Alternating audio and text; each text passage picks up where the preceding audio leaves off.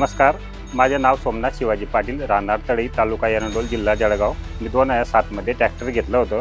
आतापर्यंत मी 6-7 ट्रॅक्टर बदलवले। मी शेती माझी त्याच्यावर प्रगत झाली। माझ्याकडे अगोदर 7 एकर जमीन होती, आता माझ्याकडे 22 एकर जमीन आहे ट्रॅक्टरवरती। मी आतापर्यंत महिंद्राचे 3 ट्रॅक्टर घेतलेले आहेत। मी महिंद्रावरच जास्त विश्वास ठेवलेला आहे।